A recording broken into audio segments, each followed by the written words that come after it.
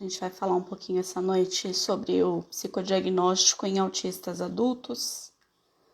Eu vou começar falando um pouquinho da minha parte como psicóloga e depois eu vou convidar uma paciente minha, muito querida, a Juliana. Ela passou por esse processo no finalzinho do ano passado e eu acho que ela tem muito a contribuir do lado do paciente. Eu acho que vai ser bem bacana a contribuição dela nessa live. Então, eu vou falar um pouquinho, vou tentar ser bem breve. Se vocês tiverem perguntas, coloquem aí na caixinha, na parte de baixo tem um balãozinho com um ponto de interrogação. Deixem aí as suas perguntinhas para eu poder me organizar. E aí eu vou tentando responder, tá bom? E vamos lá, para a gente não atrasar ainda mais, que meu celular não tá cooperando comigo ultimamente, então vamos tentar ser mais breve, ok? Bom, o psicodiagnóstico para adultos, né? O que eu tenho percebido no consultório? Os pacientes, eles chegam para mim bastante desanimados, bastante desesperançosos. Eles já passaram por diversos profissionais, foram invalidados, tiveram diversos diagnósticos errados. Normalmente eles chegam para mim com diagnósticos de transtornos de ansiedade, pânico, TDAH, depressão, toque. E quando eles falam para os profissionais que eles acham que eles possam ser autistas, os profissionais, alguns riem, falam que é impossível porque eles falam, eles olham nos olhos, eles trabalham, eles muitas vezes possuem famílias, e isso é bastante angustiante, né? É bastante triste de ver essa postura de profissionais da saúde, muitas vezes profissionais renomados da área do autismo, e que infelizmente ainda é frequente. Então a gente tem ainda um problema muito sério na área, onde a gente não tem profissionais que conhecem o autismo em adultos, né? Então, a gente não tem psicólogos que atendam, a gente não tem psiquiatras que atendam, então é bem complicado. Então, como que eu faço o psicodiagnóstico, né? Eu começo com uma investigação e uma avaliação da história de vida desse paciente. E eu sempre oriento ao meu paciente que tenha sempre um suporte da rede de apoio, né? De um familiar, pelo menos, que possa contribuir com a visão dele sobre o passado. Porque muitas vezes a gente não tem lembranças, memórias muito claras da nossa infância. E aí eu vou questionar comportamentos, né, que desse paciente hoje, que ele não vai ter, que ele não vai lembrar. Então, esse familiar, essa pessoa, ela pode auxiliar nisso. Então, eu vou fazer uma avaliação, né, eu vou pedir para que esse paciente me conte a história de vida dele, a história familiar, se ele tem algum caso na família já diagnosticado ou em investigação, ou que exista suspeita. Eu vou, junto com o paciente, verificar e analisar uma sequência de características autísticas para que a gente possa bater quais características ele verifica que ele tem, que ele apresenta, e quais delas estão desde o início do desenvolvimento dele, desde antes dos 8 anos de idade dele. Existem algumas listas, algumas características que são muito marcantes, né? Então, eu vou me baseando em relatos de pacientes meus, de artigos científicos. Existe uma lista na internet que é de fácil acesso a todos, se alguém tiver interesse, quiser pesquisar, você pode jogar no Google Samantha Craft, você encontra uma lista de 144 características, que é um questionário, que você consegue avaliar, assim, são características muito marcantes no autismo, principalmente características, ela fala que são características no autismo feminino, mas também é válido para o masculino. A diferença que eu noto nas mulheres autistas é que elas costumam ter mais facilidade de mascarar os comportamentos delas.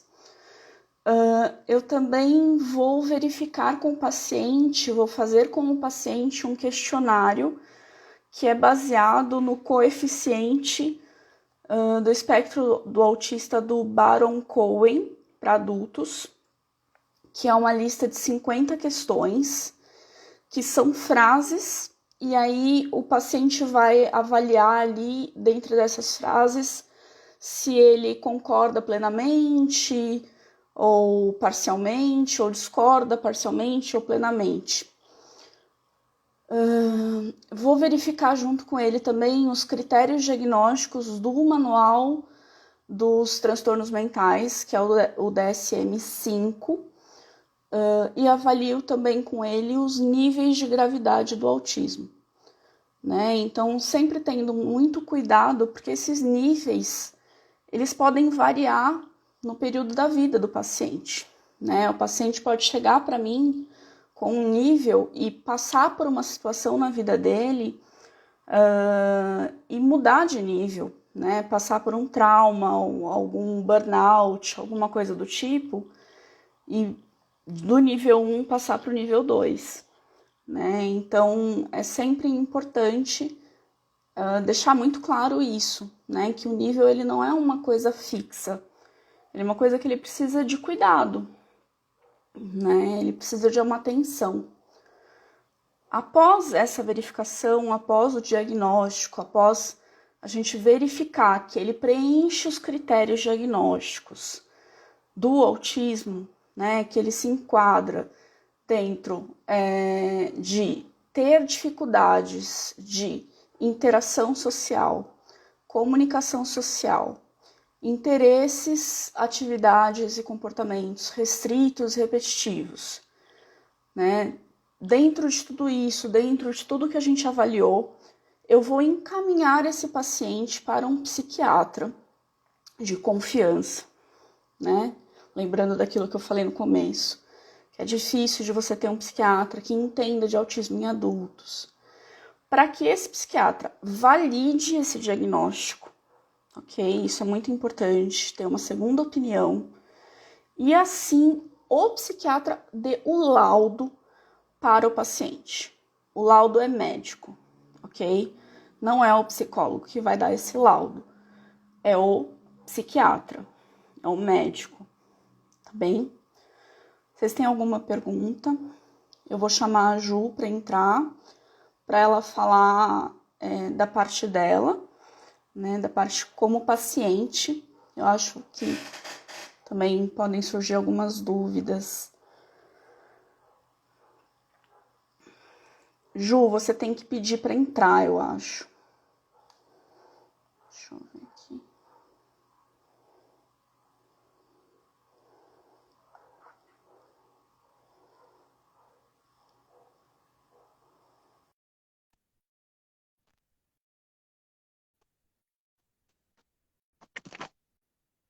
Ui, eu virei a câmera, Thaís. Eu-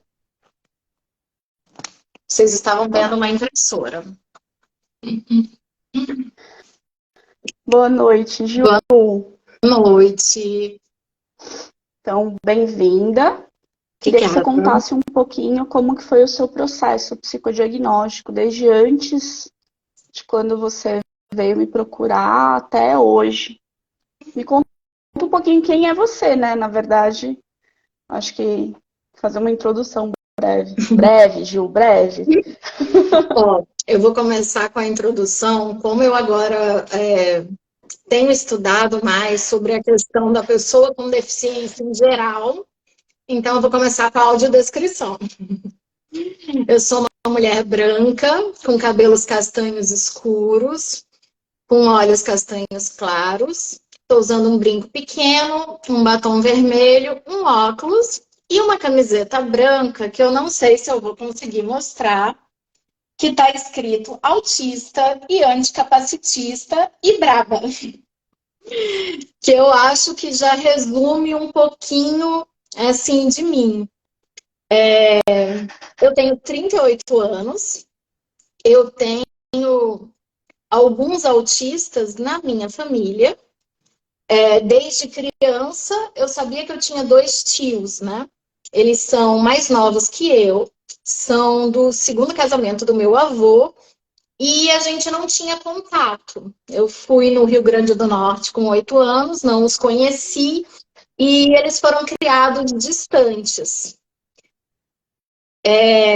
Infelizmente, a gente vive numa sociedade bem preconceituosa. Então, eu ouvi, quando eu era criança, né, eu cresci ouvindo palavras muito pejorativas sobre os meus tios. E eu sempre me senti diferente.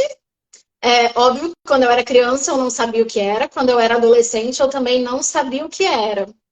E eu sempre tive muita afinidade com autistas. Aonde eu chegava, eles me amavam. Se tivesse em crise no hospital, sorria para mim. Se eu chegasse numa escolinha e tivesse uma criança que não socializava, vinha no meu colo, brincava muito.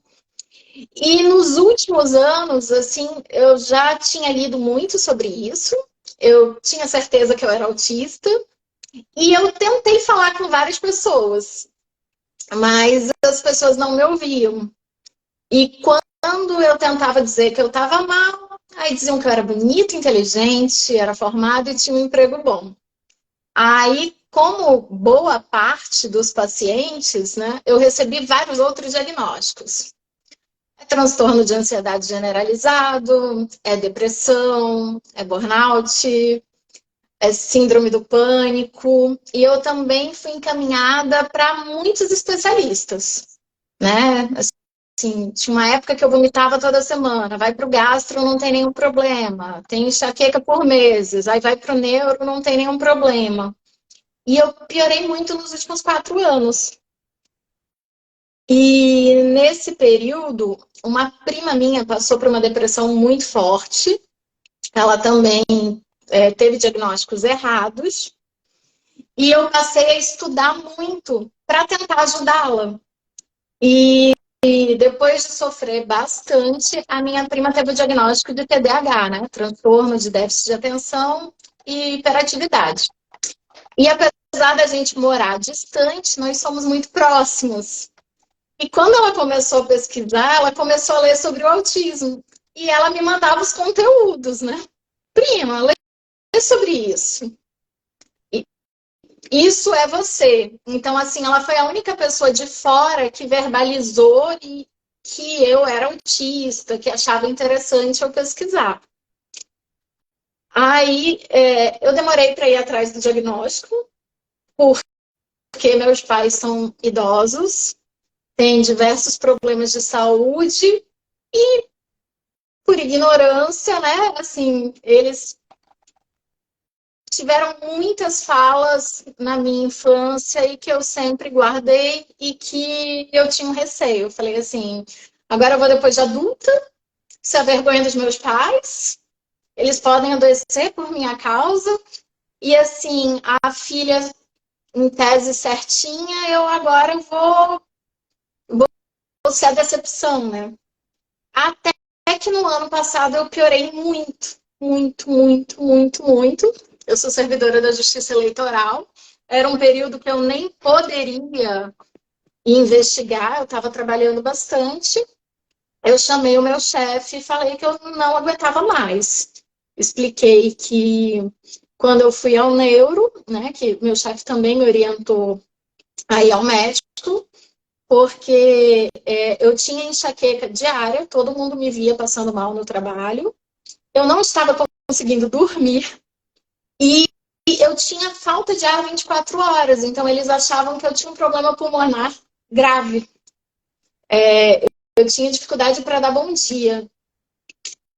Aí eu fui com o neuro, que uma amiga minha indicou, e quando o neuro olhou para mim, ele já começou a falar sobre o TDAH e principalmente sobre o TEA, já com a certeza de que eu era, assim. E foi um médico extremamente sensível e ele explicou que o processo seria muito difícil, que as pessoas tinham preconceito, que os profissionais da saúde tinham preconceito e não tinham conhecimento. E eu chorei muito quando ele falou, mas assim, ao contrário do que muitos dizem, que quando chega o diagnóstico tem o luto, eu chorei de alívio. Eu fiquei muito aliviada. Muito, muito, muito aliviada. Aí eu não sei agora se tu quer explicar como que tu faz o diagnóstico para depois explicar o meu, ou se como que você Não, prefere. já falei sobre como eu faço o diagnóstico. Posso falar como Agora eu eu cheguei quero. até você? Pode falar. Pode falar. Aí, assim, o médico, quando ele me viu chorando, aí eu vi que ele tinha certeza, ele falou assim, o mundo é tão difícil para alguém como você, né? Aí eu falei, ele pegou um papel, anotou o nome do William Kimura, e ele falou assim, olha, eu quero que você assista os vídeos, esse rapaz, ele é bem parecido com você. Você vai ver que tem várias pessoas como você. Porque quando eu tentava cogitar, falar que eu era autista, diziam, mas você fala muito bem, mas você é tão inteligente, você passou um concurso difícil. E isso me machucava muito, porque, assim, como eu disse, eu não sou a única autista da minha família. Tem os diagnosticados, e eu sei que tem vários que não são diagnosticados. E, assim, toda a fala de todos os níveis de suporte, né? Tem o 1, o 2 e o 3, é preconceituosa. Os meus tios, os dois níveis de suporte 3, um é não verbal. E ele pode ser muito mais inteligente do que a gente, entendeu? Então, cada comentário que era para tentar fazer eu me sentir melhor, me doía. E aí eu comecei todo o processo que é difícil. Cheguei no plano de saúde com um pedido, aí falaram assim, é para sua filha, né? E eu com o meu documento. Eu falei, não, é para mim. Aí eles diziam assim, mas a gente não sabe como é que faz com adulto, isso daqui é com criança. Eu falei, não, é para mim, o médico pediu.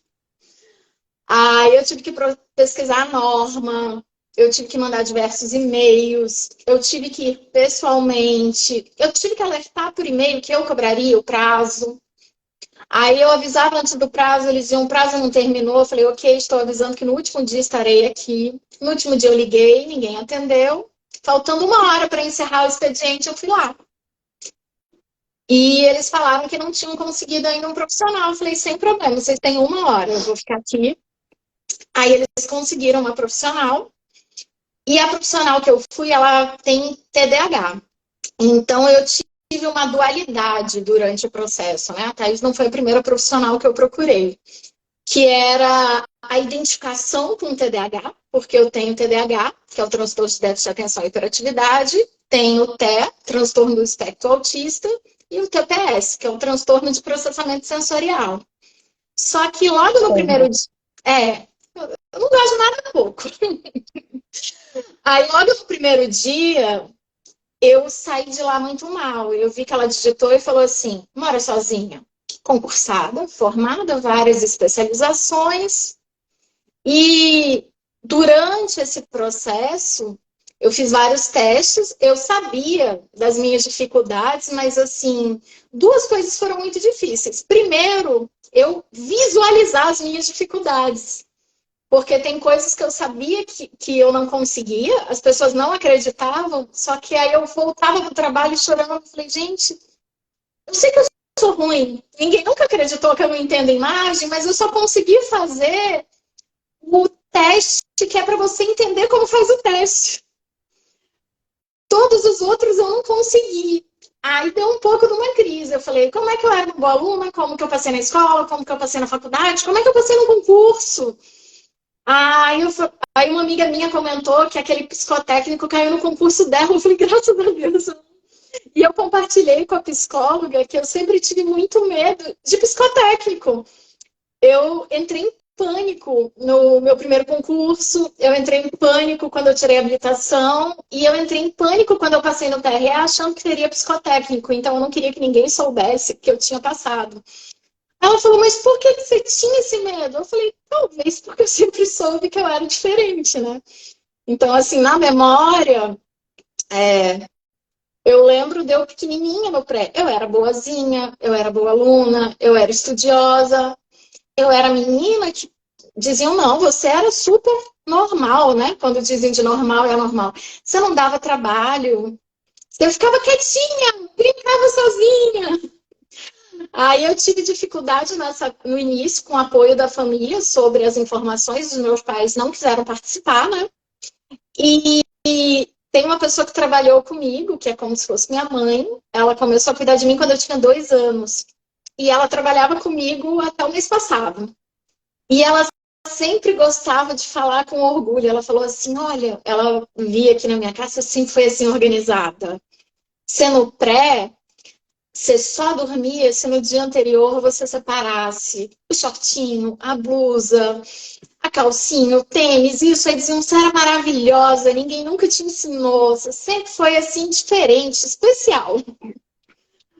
Aí eu conversei com uma tia do interior de São Paulo, que ela disse que quando a gente ia passar as férias, que uma vez a gente voltou para Porto Velho e ela foi procurar um médico para ver se os filhos dela não tinham problema. Porque diziam que eles estavam atrasados, eles não liam, né? Porque eu lia compulsivamente. Eu lia as revistinhas de criança, ela dizia, a gente já não tinha mais dinheiro para comprar. Aí lá tinha Folha de São Paulo, eu lia Veja, super interessante. Eu lia e assistia muitos programas de adulto. Eu lembro que na Veja, quando eu era pequenininha, tinha umas páginas amarelas, entrevistas com políticos. Lembro dos meus pais dando bronca nos programas que eu escolhi assistir na televisão.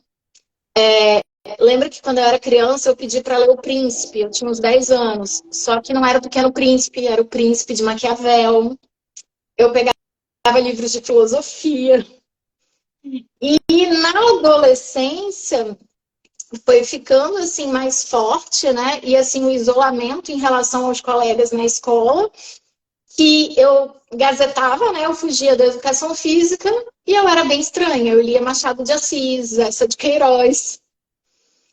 E durante todo o tempo, né, quando eu era criança, adolescente ou na faculdade, o contato com os meus colegas, assim, eu aparentava de longe ter uma popularidade. Às vezes, gente, eu nem te chamo pra nada porque tu tá sempre ocupada, você tem um monte de amigo. E eu sempre só. Eu, eu moro só e eu sempre fico na minha casa e sempre fico só. E o que eu fiz para burlar essa diferença, né, que eu via dizendo, ela é metida. Geralmente, quando não me conhecem, as pessoas não gostam de mim. Aí eu compensava, porque as pessoas queriam fazer prova comigo. Então, eu pegava os piores alunos para fazer dupla, fazer trabalho. Então, eu sempre compensei, lendo mais, estudando mais e trabalhando mais, né? E quando eu fui vendo, estudando antes de ir atrás do diagnóstico, eu vi que isso é muito comum em autistas, e principalmente autistas mulheres, né? A gente tem uma dificuldade maior de diagnóstico, e acho que por isso que eu tive tanta dificuldade com a profissional que eu procurei aqui na minha cidade, né? Eu sou de Porto Velho, Rondônia. Aí, no final do diagnóstico, assim, antes de fechar, eu vi que eu fui piorando, piorando, piorando, então o processo de busca me adoeceu mais. E eu falei assim, agora eu vou procurar alguém que trabalhe com isso, que tem uma formação específica. A Thaís morre de vergonha que eu fico parecendo aquele pai e mãe velho. Tipo, assim, minha psicóloga tem mestrado pela USP, não tô nem aí, falo que eu... Aí eu peguei, cheguei a ela e era no horário que eu tava no trabalho, né? Aí eu falei pro meu chefe, ó, é só meia hora, o plenário tá fechado, eu posso ficar lá porque eu preciso tentar, eu não aguento mais. E era uma sessão de acolhimento. E eu já fiquei segurando o choro e eu cheguei para ele e falei assim, eu resolvi. Eu falei, eu vou continuar, eu resolvi e agora eu sinto que a minha vida realmente vai mudar. Assim, então, no primeiro momento, a principal diferença que eu senti quando eu conheci a Thaís foi alguém que me olhou sem rótulo, né, sem esse preconceito, sem essas falas que diminuem os autistas e que me diminuem boa parte da minha família, e que eu espero que vários outros agora procurem o diagnóstico e se cuidem. E o que a Thaís falou assim de mulher, né? A diferença da autista mulher é muito grande por várias questões. E a gente vive numa sociedade extremamente machista e patriarcal. Então, a mulher, ela é obrigada a se moldar, a se portar. Então, eu lembro muito da infância, assim, eu apanhava muito, eu tenho 2 irmãos e eu era quietinha, boazinha, e lembro muito de falas do meu pai que dizia assim, ela vai me dar muito problema. E eu passei anos sem entender por que eu daria problema. Assim, provavelmente o meu pai percebia em mim as características que ele sabia que os irmãos dele tinham. E com a melhor das intenções e para proteger, ele forçava que eu não fizesse. Então, assim, essa questão que ela falou de olhar no olho, eu isso sempre foi imposto, eu tinha que fazer porque era um respeito, e para mim é uma tortura. Aí até que há um tempo, né, no ano passado, um amigo meu começou a brincar muito. A gente tem muita intimidade, ele falou, cara, o dia que aparecer todos esses fantasmas que tu anda, que as pessoas enxergarem, todo mundo vai sair correndo, porque eu fixo, e aí chega uma hora que eu tô sufocada. Então, em vez de disfarçar, eu tô conversando com a pessoa e todo mundo fala, que foi? Eu falei, nada não. Aí fizeram um vídeo meu uma vez na academia e eu vi, eu falei, Lázaro, realmente eu procuro esse fantasma e eu sou muito estranha, né? E ele tentou também alertar, assim, várias questões. Aí também o meu chefe, eu dou satisfação de tudo, então eu digo, vou em tal setor, vou ao banheiro. Ele começou a me procurar para revisar documentos e não me achar. Eu trabalhava até tarde da noite.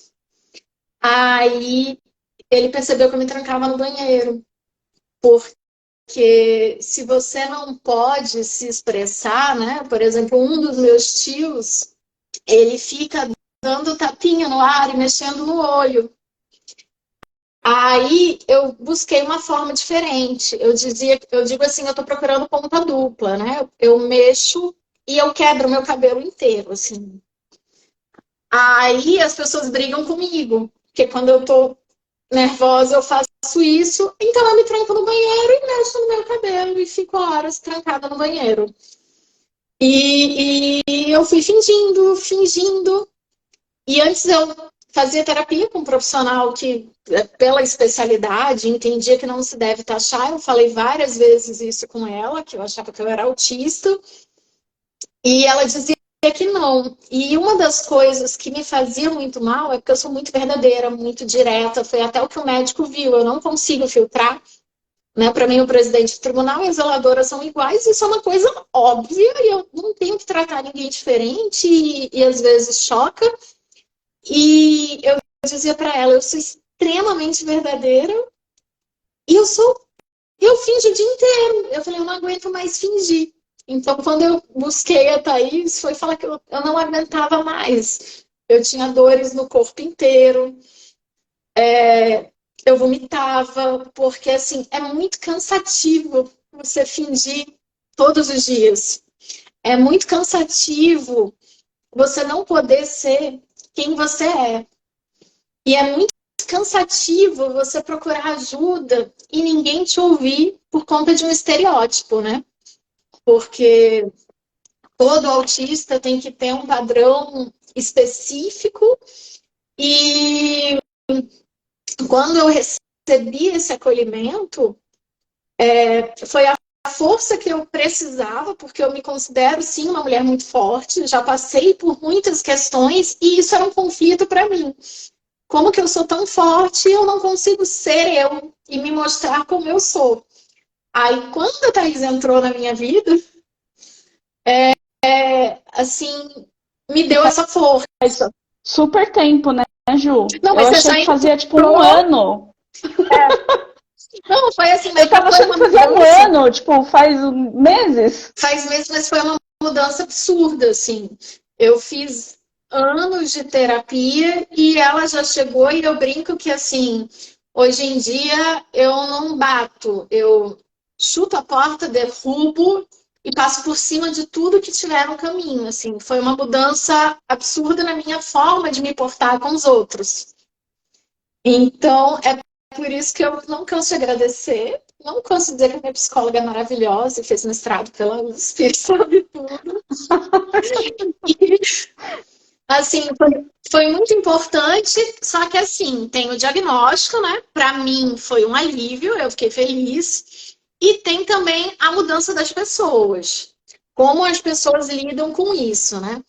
Isso é Então, importante você falar. algumas pessoas não sabem lidar, porque muitas delas foram extremamente cruéis e contribuíram para que eu tivesse crises fortíssimas. Então, essas pessoas, elas entram em crise, elas se afastam. Outras perguntas ou comentários, né? Uma pessoa falou para mim, você piorou, né? Você antes não estava assim. Se você piorou, você também pode melhorar, né? Falei, posso. E vou. Aí fala assim, então você tem que melhorar, porque você é minha melhor companheira de viagem. Então, assim, algumas pessoas pensam bem racional nelas. Aí outras pessoas me aconselharam a esconder. Falou, olha, ninguém sabia, é melhor que você não conte, né? Acho que não pega bem, você ocupa cargos. Então, isso pode te prejudicar. Aí eu expliquei para as pessoas que pediram, até querendo me proteger que eu escondesse, que o autismo ele não é uma doença, ele é um transtorno do neurodesenvolvimento. Eu nasci assim, eu sou assim há 38 anos, então eu me formei assim na faculdade, fiz todas as pós, passei nos concursos e ocupei todos os cargos já sendo autista, as pessoas só não sabiam. E a diferença é que eu passei por tudo isso sem ter suporte, sem ter medicação, sem entender por que que eu não conseguia levantar, sem entender por que que quando eu passava mal, eu preferia tirar folga do que eu ir ao hospital, porque no hospital eu piorava e o remédio não me ajudava. Então, assim, eu senti sim um alívio. Primeiro, um medo com a relação dos meus pais, que me surpreenderam muito, né? Eu vi que no início era difícil, mas hoje eles falam para todo mundo tranquilamente, me apoiam muito. Aí, quando falaram para eu esconder, assim, eu nunca tinha pensado na vida em fazer tatuagem. Aí eu falei, gente, vou fazer uma tatuagem.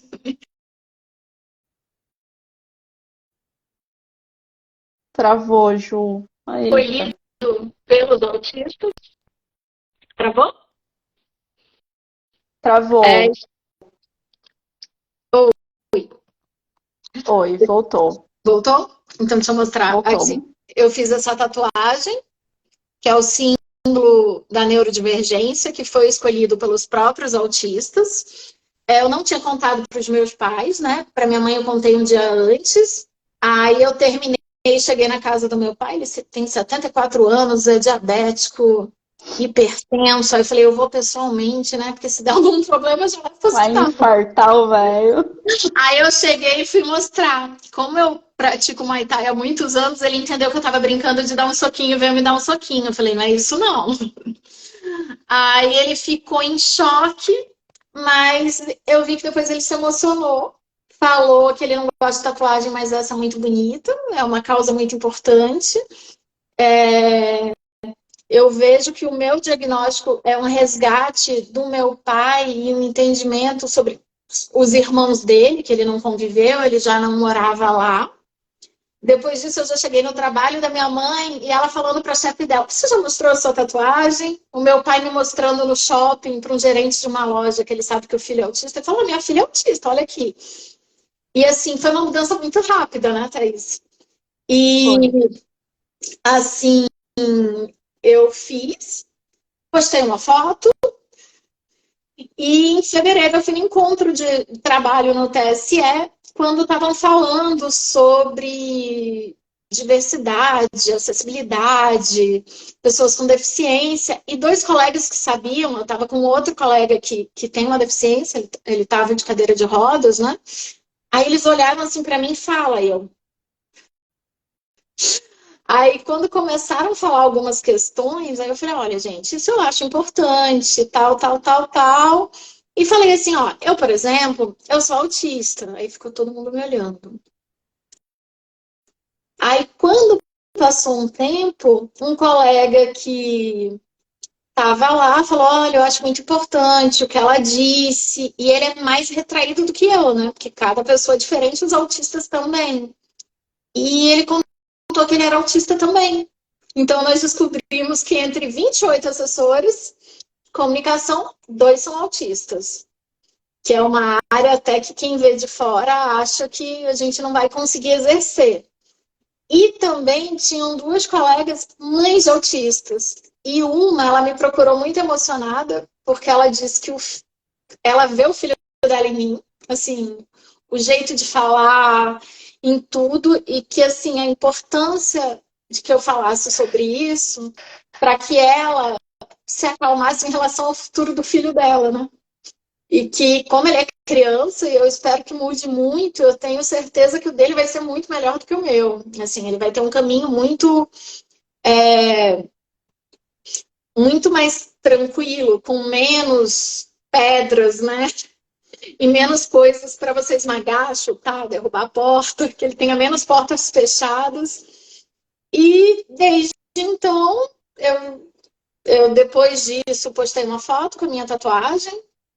Aí algumas pessoas confundiram, né? Tem a questão das fake news e desinformação e falaram, você está se assumindo em quê? Porque viram um infinito colorido.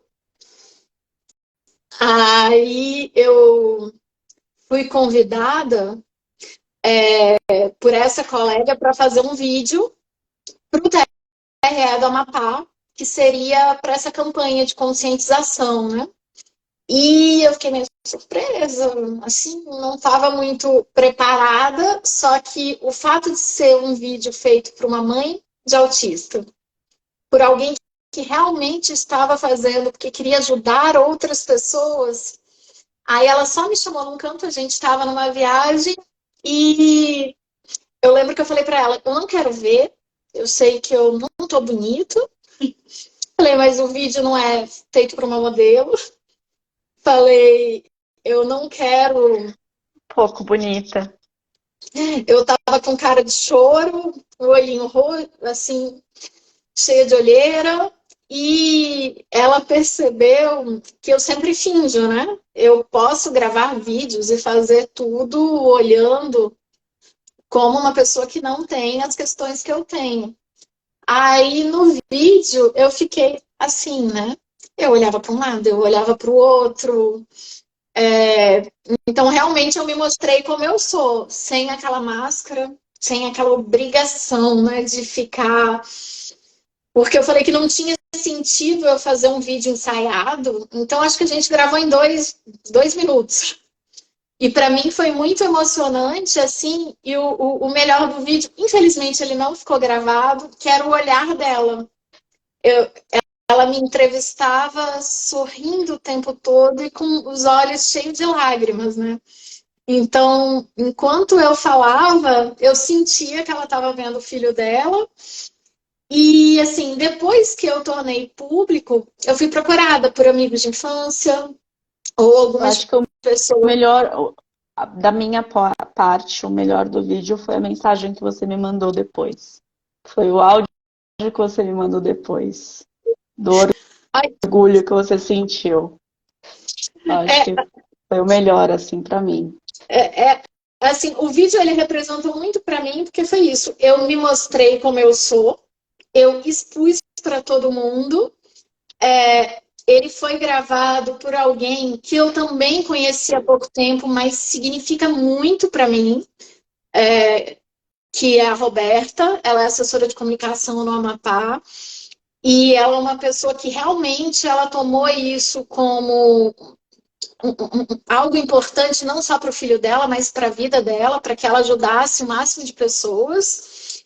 E assim, apesar de eu morar distante, cada ação que eu faço, cada coisa que eu falo, é como se fosse honrar os meus tios e o meu avô, que tinha um amor profundo, assim. E quando eu fui para o Rio Grande do Norte adulta, em 2010, o meu avô, os médicos já tinham avisado que ele ia falecer, ele estava bem mal. E o meu avô passou boa parte dos últimos dias dele em Alexandria, no sertão do Rio Grande do Norte. Os médicos diziam que a dor que ele sentia era absurda e ele escondia, porque ele tinha 87 anos, eu acho. Os meus tios são mais novos que eu, devem ter uns 35, 37. E ele quis passar o máximo de tempo com os filhos. Aí, quando eu disse que eu ia para lá, ele falou: ai, filha, eu vou em Natal te ver. Eu falei: não, eu vou em Alexandria, né? Eu que vou atrás do vô. E eu falei: eu sempre sonhei em conhecer os meus tios. E o meu avô falou para mim que eles eram doentes, mas eles não tinham culpa. Então, o meu avô começou a me preparar. E antes de eu ir, fizeram uma reunião comigo, pedindo para que eu não chegasse perto de um deles, porque ele era agressivo. E assim, mesmo sem ter o diagnóstico, aquilo me doeu muito. E eu falei, agressivo é o olhar das pessoas para eles. Eles não são nada disso. Aí, quando eu fui, como sabem que ninguém me segura, acho que pediram para o meu avô trancar um dos filhos, que era esse que pediram para eu não chegar perto. Aí eu conheci um, que é o Manuelzinho, lindo, e eu pedi para ver o outro. Ele falou: ele não está aqui. E assim, meu avô não tinha conhecimento, era um idoso do sertão, uma cidade que não tinha estrutura e até hoje não tem. E fizeram uma grade. Aí eu vi o meu tio dentro de uma grade. Aí eu tentei me acalmar, né? Entendi todo o contexto que fez aquilo acontecer. E eu avisei pro meu avô, falei: vô, amanhã eu vou voltar, tá?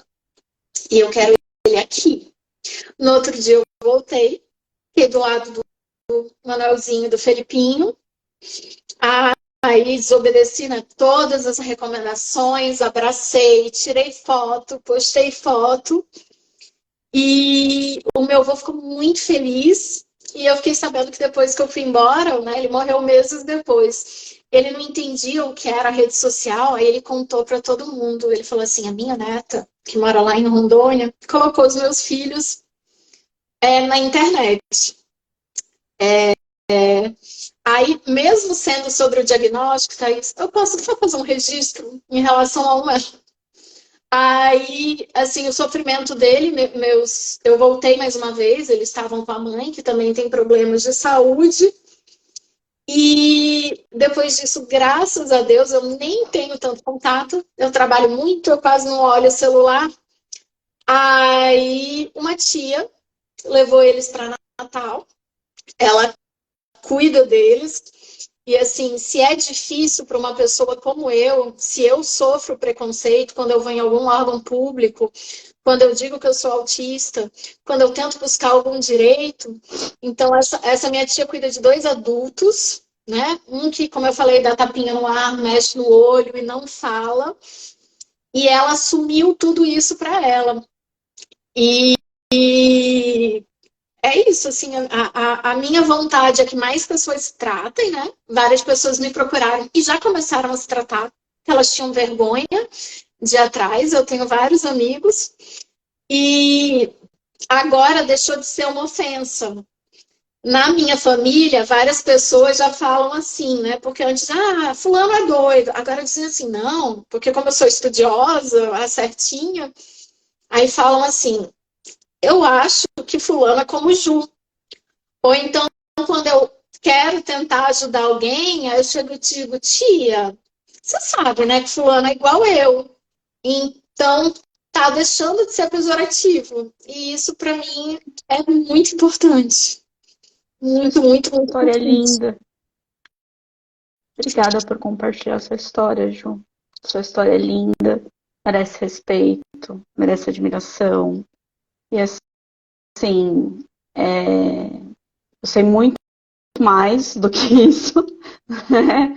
Então, assim, eu sei que você passou por muitas coisas, muito, muito, muito, para chegar onde você está hoje, né? E assim, você merece muito respeito, né? Então, assim, eu te admiro demais, demais, demais, assim, de verdade. Então, eu realmente queria abrir esse espaço, né? Eu acho que é importante as pessoas entenderem o que é autismo, né? Um colega meu até fez uma pergunta, eu não entendi a pergunta dele, aí eu puxei ele no particular aqui, perguntei, ele falou assim, você disse que muitos médicos veem autistas adultos e dizem, não, você é funcional, tem emprego, família. Uhum. Pode ser que haja, além de uma falta de conhecimento, preconceitos em relação a todo autista tem que ser necessariamente ser incapaz? Aí eu falei para ele, falei, exatamente. Infelizmente, para muitos profissionais, psicólogos, psiquiatras, médicos, profissionais em gerais, pessoas, públicos em geral, ainda existe o conceito ou preconceito de que autista é aquele estereótipo, né? Uhum. Daquela pessoa se balançando e no mundo dela, presa e sem contato com o outro, sem comunicação. É aquele nível 3 de suporte que a gente, né? E ainda da Cara, forma não é. pejorativa, os diminuindo, como se porque eles não falassem. Assim, eu acho os meus tios muito inteligentes, isso me chamou a atenção desde o início. É o que eu falei. Não é porque são da minha família, mas antes eu não sabia do meu diagnóstico e isso me incomodava muito. Então, além de achar que todo mundo é o nível de suporte 3, é de diminuir todos os autistas de todos os níveis. O do nível 1, que toda vez que alguém fala assim, é leve, é tipo, não, não é leve. É nível 1, 2 e 3. O do nível 1, ele convive sem suporte nenhum, sendo exposto a tudo que faz mal. E o nível 3, que é o que precisa de mais suporte, todo mundo tem a imagem de que eles não raciocinam, eles não pensam. E eu leio muito, faço uma pós sobre o tema também, converso com a Thaís, leio livros. Eu achei muito interessante quando falaram da importância do diagnóstico dos autistas adultos e dessas pessoas funcionais. Porque com a fala da gente se entende o que aqueles não falam, né? Porque por mais que eu aparente para os outros ser tão diferente dos meus tios, eu provavelmente eu sou muito mais parecida e tenho muito mais afinidade com eles do que as pessoas ditas normais. Então, assim, o preconceito é sobre todos. Aí, por isso que eu acho, alguém perguntou alguma coisa de diagnóstico, né? Depois que eu passei por esse processo, várias pessoas me perguntaram aqui. E eu, por exemplo, aconselhei a não ir. Ah, você vai pelo plano e vai com alguém.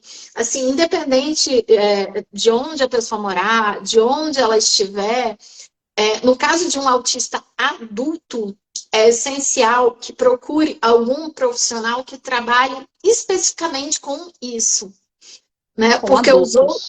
os outros profissionais não sabem lidar e ficam te comparando e colocando características não apenas dos níveis de suportes, né, maiores, como 3, mas também comparando com uma criança. Eu sou uma mulher de 38 anos, eu não vou agir como uma criança. As crianças, elas agem de outra forma e depois a gente aprende a fingir, a gente aprende que se a gente fizer alguma coisa, a gente perde emprego, a gente vai, assim, você Você sabe, precisa aprender, você precisa aprender para você viver em sociedade, né? Senão você, tipo, não tem como, né? Então, assim, você você não vai ser eterna criança, né? E assim, é muito complicado. Não dá para você procurar um profissional que só atenda criança.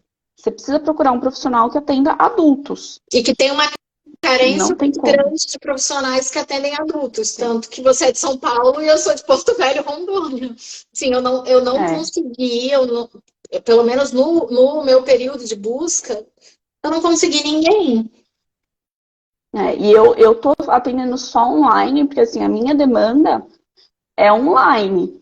Porque eu atendo o mundo inteiro, porque não tem profissional. Não tem profissional. Então, E que assim, assim, é o muito processo de complicado. diagnóstico errado piora. Eu piorei muito enquanto eu estava buscando, Sim, assim. Eu comecei sim. mal, fiquei muito ruim, aí eu fui resgatada por você. Queria muito, muito, muito, muito te agradecer, assim, falar Imagina, como imagina. você é importante. Você conseguiu mudar muita coisa em tão pouco tempo. Assim, que eu tenho muito orgulho de você como mulher, como profissional. Sou muito grata à mudança que você conseguiu fazer na minha vida. Então, assim, eu queria muito, muito, muito citar duas mulheres que, em relação ao Té, eu admiro muito, né? Que uma é você e a outra, como eu falei, eu acabo, às vezes, na correria, nem externando, conhecida como Nena, que é a minha tia do Rio Grande do Norte, que mudou toda a vida dela para cuidar, e os meus tios são a razão da vida dela. E tudo que as pessoas veem com preconceito, com dificuldade, com medo, ela só vê eles com amor. Então, E é o que eu assim que a espero, gente tem que ver. o que eu espero é que tenham mais profissionais como a Thaís, mais familiares como a Tia Nena, e que apesar de todas as dificuldades, né? Mas também o amor absurdo do meu avô, que quando ele faleceu, o médico disse que era impossível ele estar lá, era muita dor. Então, que ele ficou até o último segundo perto dos meus tios e ele dizia isso, assim, eles não têm culpa e assim, e que a gente não precise se justificar, tá bom? Nunca. Obrigada, Ju, pela participação. Obrigada a todos por estarem assistindo. A live vai ficar gravada. E é isso. Espero que vocês tenham gostado. Um beijo a todos. Boa Obrigada, um noite, beijo bom feriado. para Tchau, todo tchau. mundo. Tchau.